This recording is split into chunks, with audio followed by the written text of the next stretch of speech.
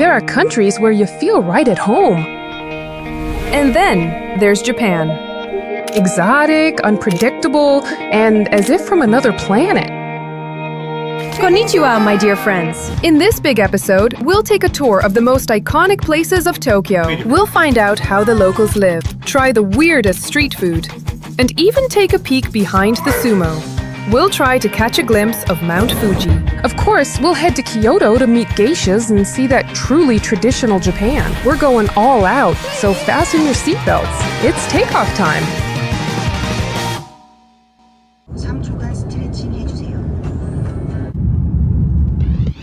And of course, you have to start getting to know Japan with its capital.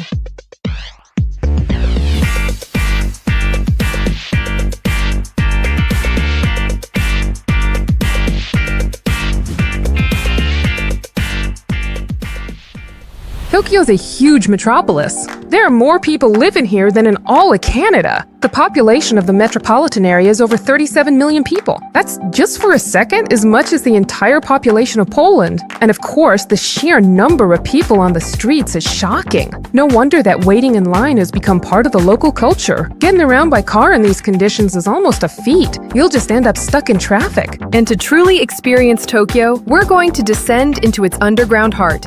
The metro. Ну что, ждете момента, когда я потеряюсь в токийском метро и притворюсь, что все идет по плану. Every day, about 9 million people use it, and Shinjuku Station is the busiest station in the world. Up to 3.5 million passengers pass through it every day.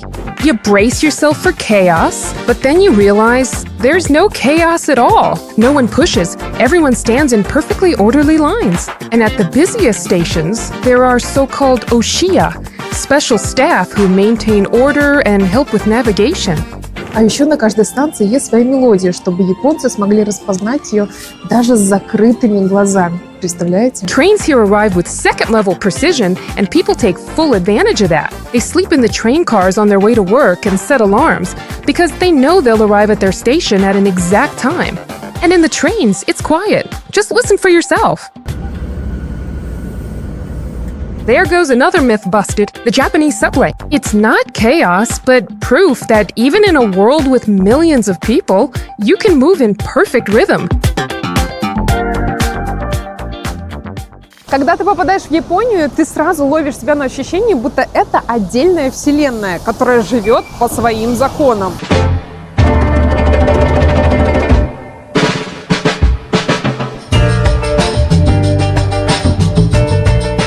There are very few trash cans here, so every Japanese person carries their own trash with them. The cleaning system here works non-stop. All of this allows the city to stay amazingly clean, despite the population density.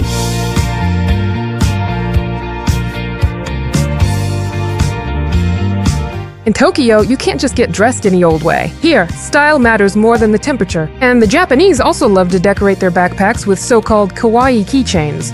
These can be plush toys or figurines of their favorite characters. Sometimes there are so many details on a single backpack that you can tell what a person is into just by looking at them. It's all really part of their everyday look.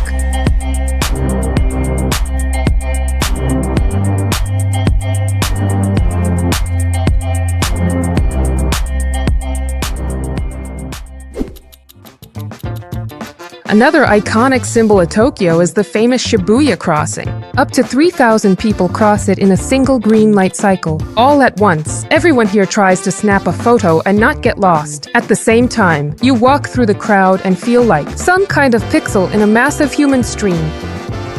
Tokyo knows how to amaze you at any speed, especially when it comes to JDM. That's a purely Japanese thing. Every night, fans of speed and owners of legendary cars gather at parking lots like Daikoku. Some people come here to show off their tuning, some to pick up ideas from others, and some, like me, just ended up here by accident. There are cars here for every taste and personality.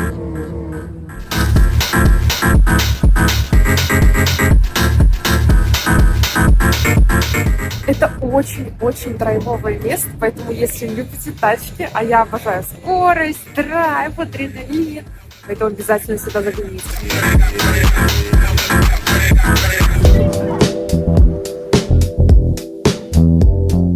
В Токио очень много кофеен, но не простых, а где кофе наливают роботы.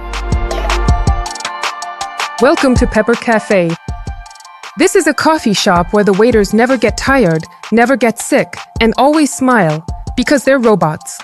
Here, you're greeted by Pepper, the legendary Japanese android. The coolest part is, he doesn't just serve coffee, he can even hold a conversation, since he understands English and will answer all your questions. He can even dance. Just look at how adorable he is.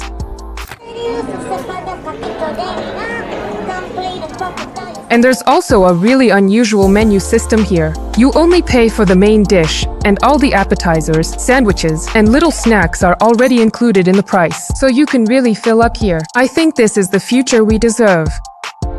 2780 юаней. Без доказательств мои родители бы не поверили, что есть кофейни, где обслуживают роботы. А в Токио таких полно. So if you're ever in Tokyo and want to feel like a guest from the future, this place is a must-visit.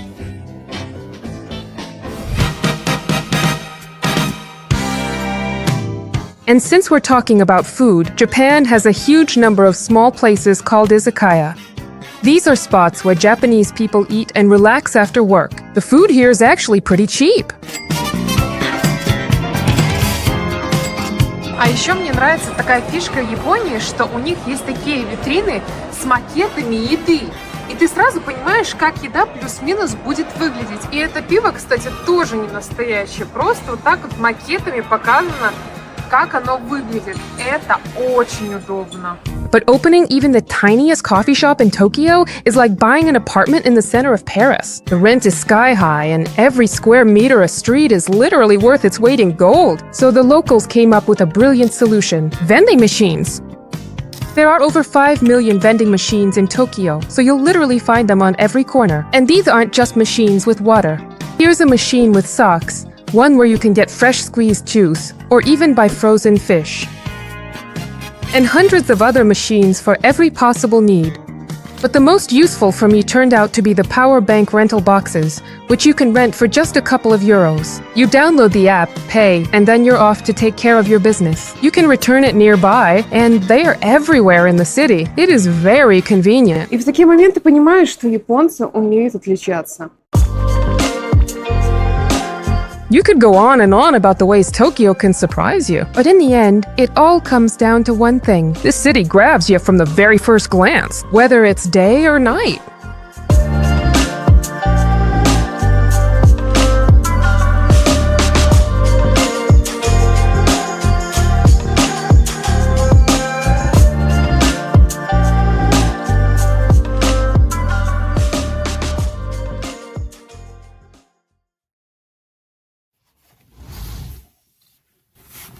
Пять утра.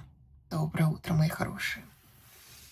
Сегодня у меня очень важный день. Я встречаюсь со своими друзьями. Они японцы, живут здесь, в Токио. И я, честно говоря, немножко волнуюсь, потому что я их не видела больше года. И, собственно, это причина, почему я сюда приехала. Они меня пригласили. Ну что, я пойду собираться. Let me introduce you. These are my Japanese friends, Suzy and Shota. You'll be seeing them a lot in this episode. They're the ones who will show you Japan as it really is, without any filters or embellishments. But first, a few words about each of them. Suzy is 33, lives in Tokyo, and works as a dental hygienist. She writes rap and DJs at clubs in the evenings. She's looking for a husband. By the way, Suzy specifically asked me to mention that, just in case. Shota is 31. He's also from Tokyo, a true Japanese workaholic. He works as a chef in a restaurant, a receptionist at a hotel, and from time to time he rents a small space in the city to set up one-day pop-up clothing shops. These are his first steps toward his dream of opening his own store. You're probably wondering how we even met. A year ago in Los Angeles, we studied at the same school and lived in the same dorm. I helped the guys with their English, and they amazed me with delicious rice and homemade sandwiches. That's how our friendship started. 私はジュレです。私は可愛いです。 And the first place we decided to go together was the symbol of Japan, Mount Fuji. To make it easier to get around, we rented a car. The drive will take about 2 hours, so on the way I decided to ask the guys a couple of questions about life in Japan. They say Japanese people work a lot and sometimes even have several jobs at once. Is that really true? Even though Japanese people work a lot, the weak yen makes life expensive, and many can't afford to travel abroad. After work, most people just have a drink, eat, and go to sleep. There's hardly any time or energy left for fun. In Europe, people know how to relax and spend time with friends more, but in Japan, leisure feels like a luxury. The situation is gradually improving, but most people still don't have the time or energy for a full life. Is it true that apartments in Japan are really small? And how much does rent usually cost per month? The cost of rent in Tokyo depends a lot on the neighborhood. The smallest apartments are about 10 square meters and cost around 450 euros a month. In prestigious areas, the price can easily reach 2,000 euros or more. Tokyo is a very dense city. Land is expensive, so apartments are small. Shota, can you tell us how the education system works in Japan? How many years do kids go to school? In Japan, compulsory schooling lasts for 9 years, from age 6 to 15. After finishing basic school, teenagers choose what to do next. They can either start working or continue their studies in high school. In reality, almost everyone chooses to continue their education. Schools here are quite strict. Uniforms are mandatory, and there's no piercing, bright makeup, or flashy accessories allowed. Even the color of shoes is strictly regulated so that no one stands out too much. Why do most Japanese people speak English poorly? What's the main reason? Japanese people mostly speak English poorly because of the way school education is structured. In class, the focus is on tests, grammar, and exams, not on conversation. That's why after school, many people know the rules but can't actually communicate. There's also a cultural reason. In Japan, you can live and make a living almost without using foreign languages at all. The country is safe and has a large domestic market, so most people don't feel a strong need to go abroad or learn English. There used to be very few foreigners, but now tourism is growing, so English is becoming more and more important.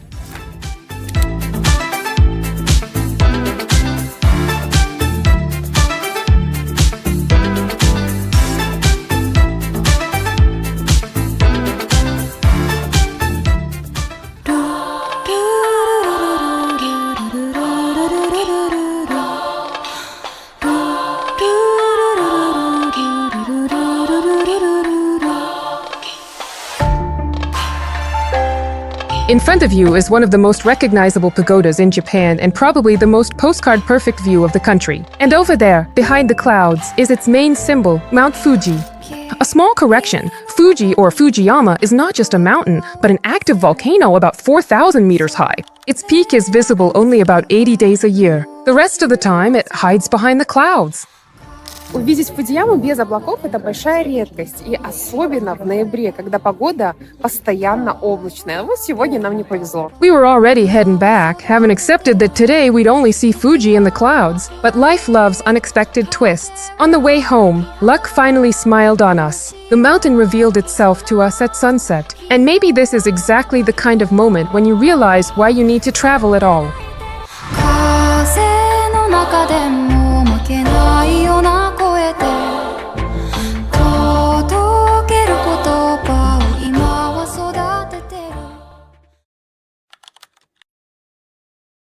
On my second day in Tokyo, I went to a very unusual place, TeamLab Borderless. It's an interactive digital art museum where you don't just observe, but actually become part of what's happening. Но, как обычно, нужно постоять в очереди часик-полтора. Надеюсь, меньше. This time, the line moved surprisingly fast, and in just 30 minutes I was inside. And the first impression is as if you stepped into the world of Avatar.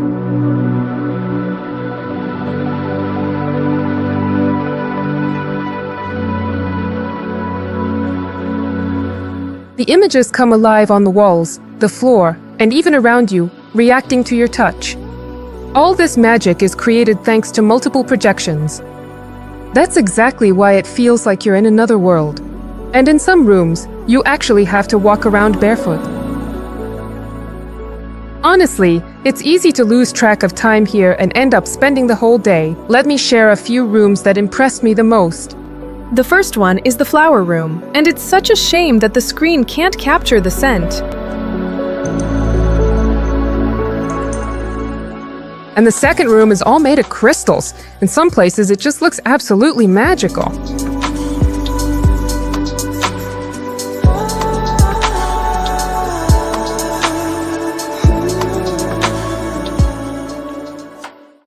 The Japanese are amazing, not just when it comes to technology, but also with food. And if you really want to understand, experience, and taste Japanese culture, there's no better place than the market. Tsukiji Market is a paradise for food lovers. Here you can literally try everything, from familiar dishes to true exotic delicacies. And since there's such a freedom of flavors here, I decided to test my own courage. And the first dish was shirako. Shirako is a Japanese delicacy made from fish milk. It sounds unusual, but the Japanese consider shirako to be a very delicate and refined dish. Let's find out. На вкус что-то такое скользкое, неприятное, цепляется за зубы. Короче, вот такие вот изыски. So now let's actually eat some fish. You can find hundreds of kinds at the market. Задача попробовать свежие рыбы. Поехали.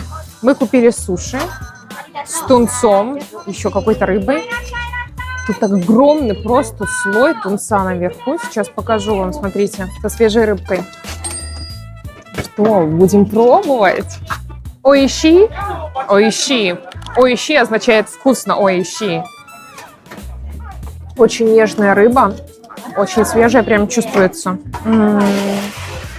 Такую рыбу в супермаркетах просто не купишь. Короче говоря, приходите на Tsukiji Market и обязательно пробуйте здесь суши. Так, суши мы попробовали, теперь хотим попробовать устрицы на гриле.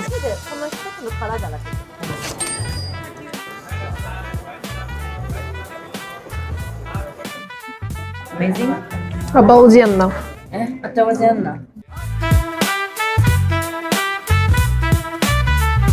But the Tsukiji Market isn't just about food. There's a cozy little coffee shop here, Yonemoto Cafe. They say it's one of John Lennon and Yoko Ono's favorite spots. While living in Tokyo, he came here at least 5 times, and the cafe itself has been open since 1960 and still feels like a place for locals. After the noisy and bustling Tsukiji, this place is just perfect, honestly. Если хотите посетить Tsukiji Market, обязательно забегайте в эту кофейню. Кофе здесь топ. Аригато гозаймасу! Быть в Японии и не увидеть сумо – это равнозначно тому, что приехать в Италию и не съесть пасту. Поэтому настало время это исправить. Sumo isn't just a sport, it's an entire history that goes back over 1,000 years. But in all that time, the life of sumo wrestlers hasn't changed much. The goal in sumo is to push your opponent out of the ring or make him touch the ground with anything other than the soles of his feet. Striking's not allowed. The life of a sumo wrestler follows a strict schedule. They wake up at 6 or 7 in the morning, and the first training session lasts 3 to 4 hours without a break. Sumo wrestlers eat only twice a day, but the portions are huge. One sumo wrestler can eat up to 10 bowls at a time. But after eating, they go to sleep to gain weight, since everyone tries to weigh as much as possible. Professionals can earn serious money, around 17,000 euros a month, but beginners get nothing at all. At the same time, the life of a sumo wrestler is quite tough. A strict routine, constant training, and a lot of weight, which often leads to joint and heart problems. That's why many sumo wrestlers don't even live to 70. But no matter how you look at it, sumo is a huge part of Japanese culture, and seeing all of this live is definitely worth it.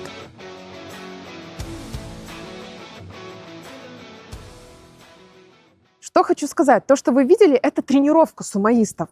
Не само шоу, а на само шоу попасть, ну, очень-очень сложно. Нужно бронировать билеты за 3-4 месяца вперед, и они стоят $400. Поэтому я попала на тренировку, и это все равно круто, прикоснуться к этому, прочувствовать, пообщаться и посмотреть на это просто со стороны. Я очень довольна. Такой экспириенс, ну, где, как не в Японии, такое попробовать.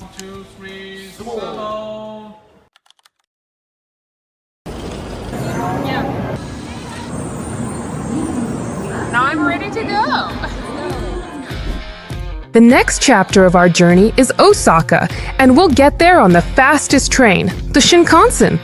The Shinkansen is a bullet train. It accelerates to over 400 kilometers per hour.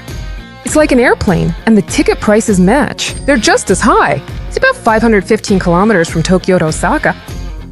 By car, it would take about 8 hours, but on the high-speed train, it's just 2.5. That's really convenient.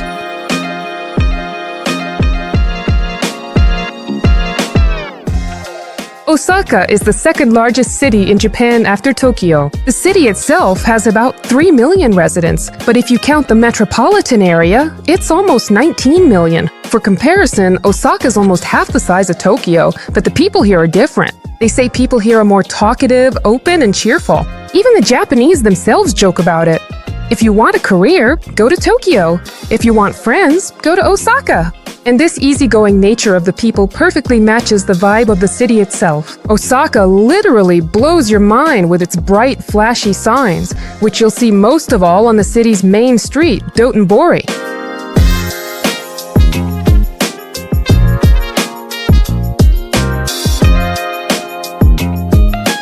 Это основная улица и сердце города, и мне кажется, главная причина, почему Осака никогда не спит. Dotonbori is the gastronomic heart of Osaka. And if you ask anyone in Osaka where you can best feel the city's atmosphere, they won't take you to a museum, but to this street to eat. Food in this city is practically a cult of its own. They even have a word, kuidoore, which literally means eat until you go broke. Сейчас я нахожусь возле одной из самых известных вывесок этой улицы гигантским осьминогом.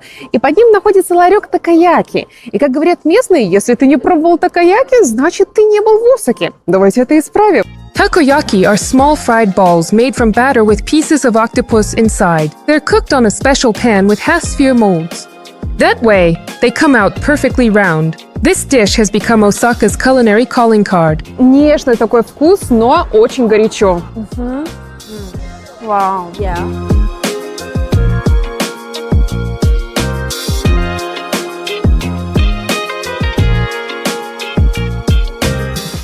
There's another beautiful place in Osaka that you absolutely have to visit. И это Its castle.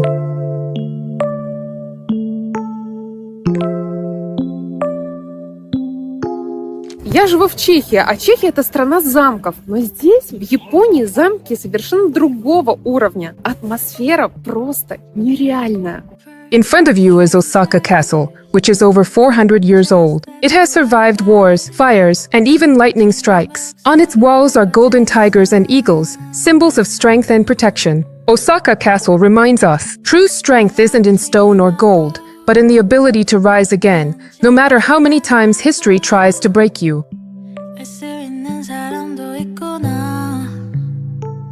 After all, we are lonely souls. 당그러니까 따란 fishbowl 속에 내 던져진 물고기 두 마리처럼.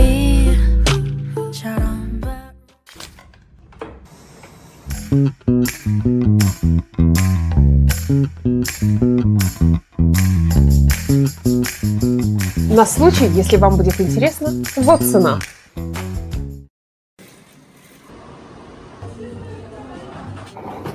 Rare egg soy sauce. Are you ready for adventures today? Yeah, of course. Let's go. Let's do it. День 4. Мы отправляемся в Киото.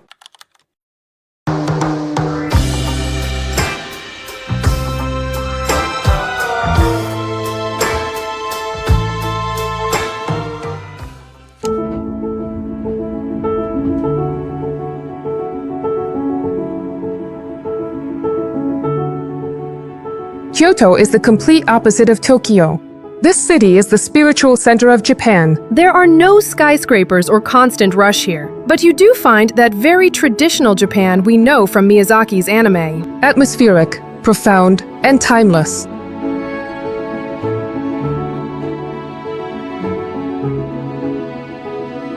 And the first thing that catches your eye when you arrive in Kyoto is the abundance of temples. They're literally everywhere here. Kyoto has more than 2,000 temples and shrines. Even a whole month wouldn't be enough to visit them all. И второе, что отличает Киото от других японских городов, это, конечно же, гейши.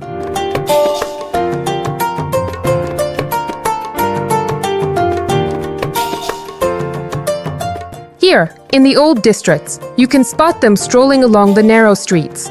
Honestly, it took me more than an hour to capture these shots. Geisha appear suddenly and disappear just as quickly. In the evenings, they entertain guests at private dinners, perform traditional dances, and keep the conversation Мне going. в этой поездке очень повезло и посчастливилось купить билет на шоу гейши. Мы как раз туда едем. И давайте посмотрим, как это выглядит вживую. In front of you is a Maiko. The word Maiko translates as dancing girl. Maiko don't live alone. They are raised in special houses called okiya. They are watched over by the oka-san, literally the mother of the house. She is responsible for their training, teaches them manners, and oversees the traditions and reputation of the Maiko. Everything is conveyed not through words, but through gestures and facial expressions. The dance is built on rhythm, breath, and smoothness. Even a pause is already part of the dance.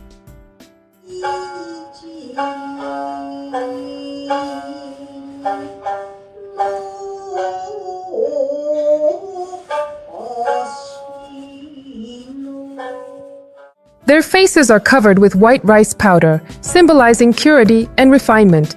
Red lipstick is applied only to the lower lip for young Maiko, as a sign of youth. For adult geisha, it's applied to both lips. You can actually tell who is who just by looking at their lips, and their hairstyles with ornaments can weigh up to 3 kilograms. To keep their hairstyle intact, geishas have to sleep on wooden pillows with a special groove for the head. Do geika-san ever dates?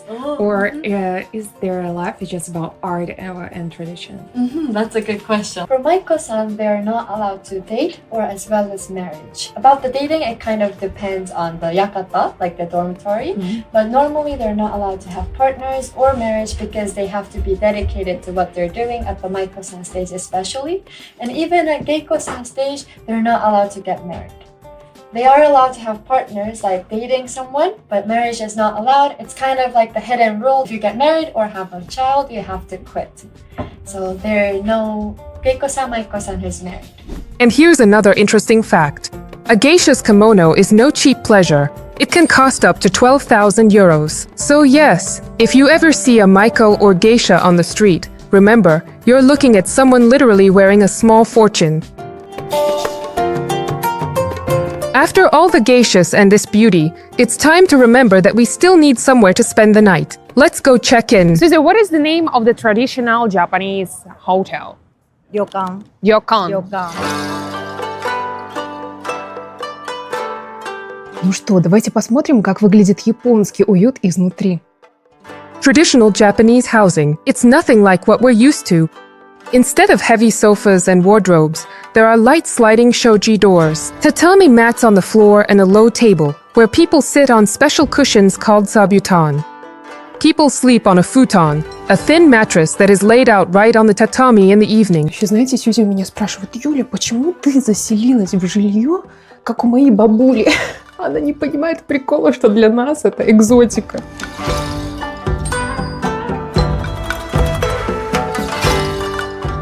Приключения Because начинаются. usually, so without this one. Мы застряли в комнате этого дома, потому что тут не работает замок. Ну, дом старый, это же traditional style. Ну что, мы уже ложимся спать, потому что завтра нам очень-очень рано вставать. В 4 утра. Поэтому спокойной ночи. Что-то твердовато. До завтра. We had to get up very early in the morning to visit one of the most famous places in Kyoto. The place where the paths go uphill, through thousands of red torii gates.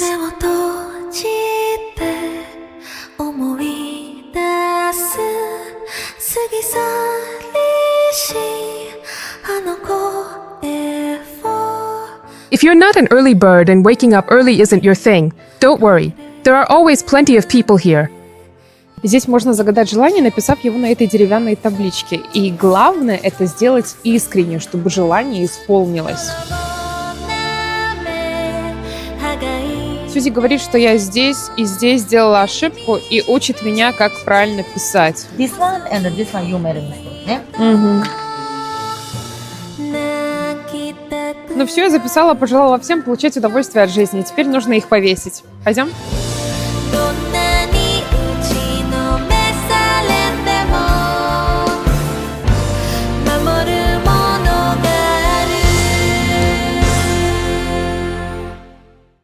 But our acquaintance with the cultural side of Kyoto doesn't end here. In this episode, I not only got to see a geisha show, but also experienced for myself what it means to wear a kimono. Susie took me to a real Japanese atelier. There are a lot of places in Kyoto where kimonos are put on tourists. And often, these are Chinese versions. They look nice, but they're not exactly Japanese. But if you want an authentic experience, I'll leave you this location. The process of putting on a kimono is a whole ritual. There are several layers of fabric, each with its own meaning, and the preparation takes almost 3 hours. At the same time, the owner of the atelier explains the rules. In a kimono, you can't rush, you can't make sudden movements, you have to keep good posture, walk slowly, and show respect for the clothing, the traditions, and the people around you. And now, the moment of truth. Let's see how it turned out in the end.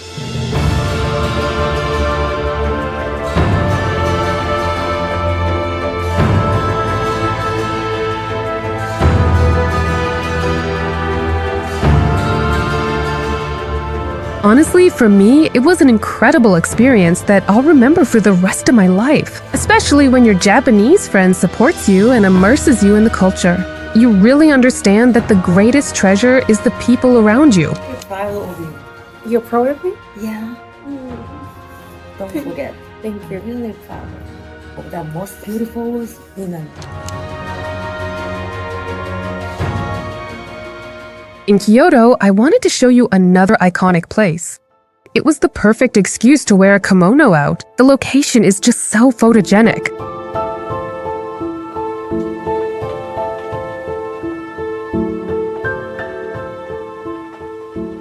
Bamboo here grows at an incredible speed, sometimes up to 1 meter a day, and it can reach a height of 25 meters. That's why you constantly catch yourself walking around with your head tilted back. And yes, the place really is impressive.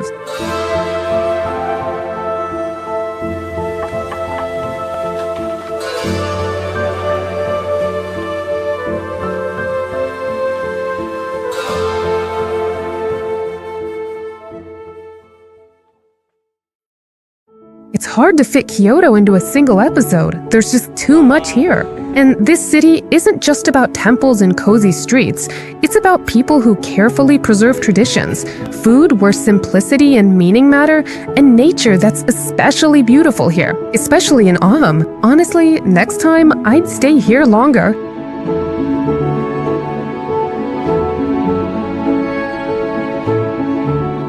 I think as the episode went on, you might have started to wonder, where has Shota been all this time? So Shota has been working this whole time, keeping up with his usual Tokyo pace. But today, something rare happened. He took a day off to spend with us. Shota! ここだね。ありがとう、ショータ。いくらだった？ Японского венчика. 3000円ぐらい。 And the first thing Shoto did was take us to a Japanese place called Kaiten Sushi. It's a type of sushi restaurant where the dishes come to you on a conveyor belt and you order everything through a screen. We chatted for a long time, ate a lot, and exchanged gifts. Czech sweets. Okay. It's called marlenka. Marlenka. This is the special strong Czech cream. Looks so strange. Marlenka. Enjoy. Я счастлив. For Susie, я счастлива. Я счастлива. Amazing. Я счастлива. Then we went for a walk along the waterfront and discovered Japanese wine. While we were there, the guys promised they'd come visit me in Prague. And now I have video evidence, so there's no turning back for them. On this trip, I realized more than ever how good Japanese people are at being friends, without big words but with big actions. Shota, who traveled 3.5 hours after work just to meet up with us. And I know that afterwards, he still had to go back to work that night. And Susie, who could quietly wait for 30 minutes, loaded Dan with all my gear, just so I could get a beautiful shot for you. In Japan, there's a simple idea that really resonated with me here. Friendship isn't just words, it's being there. And that's exactly what I'm taking home with me. Well, and one more thing, the habit of not putting off my dreams for later. Before leaving, I decided to do something that had been waiting for its moment for a long time. So you could easily call the final part of this episode life to the fullest. I don't want to spoil anything. You'll see for yourselves. But to get to the right place, Susie and I traveled more than 600 kilometers. First, we took a night bus. Автобусы в Японии. Смотрите, что уже отличается. Во-первых, наши места, пледики, масочка, масочка для лица. Я в шоке. Подушечка, такая мягенькая. Шторка, посмотрите, какая шторка. Просто сказка, вау. Смотрите, ребята закрылись вот так вот, чтобы их никто не видел, чтобы человек поспал. Короче говоря, это вам не Flixbus. The next leg of the journey was by train.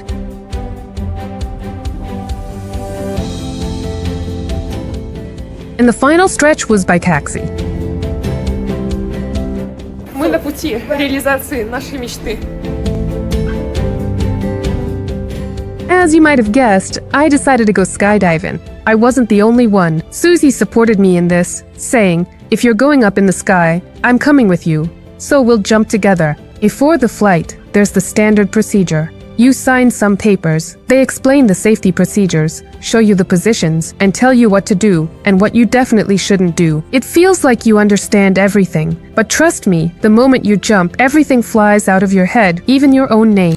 Ой, мама, я не могу представить, меня уже чуть-чуть накатывает. Ладно, собрались. Susie, get ready. A bit of information. The jump height is about 4,000 meters. Free fall lasts 30 to 40 seconds at speeds up to 200 kilometers per hour, and the whole flight takes about 10 minutes before the jump. It was hard for me to even imagine what that would feel like. And then come the minutes that hold an entire lifetime. Japan, I love you.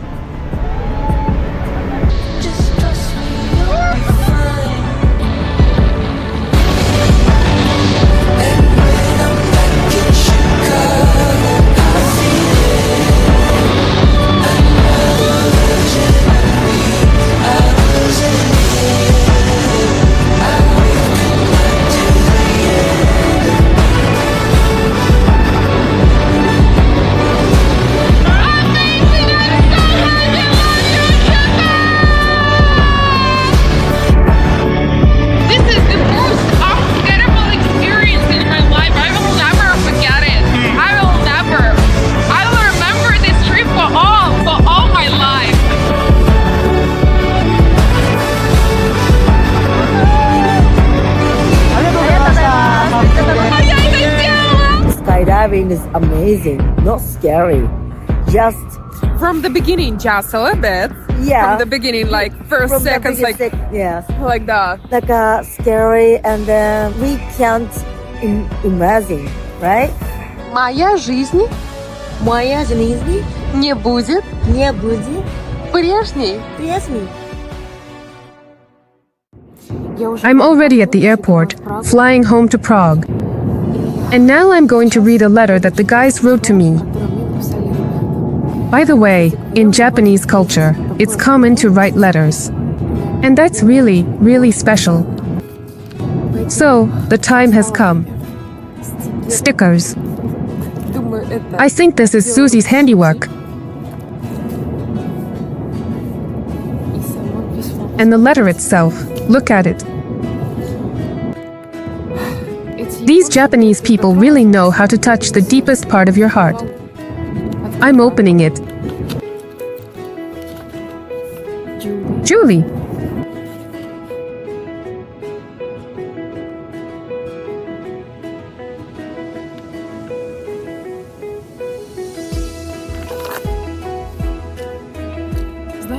You know what's the most valuable thing you can take from traveling? It's the people. And if those people end up becoming your friends, I think that's truly a gift from God. So travel, open yourself up to the world. It's worth it. See you soon. Let me know in the comments which country I should visit next. Love you all. Yours, Julia.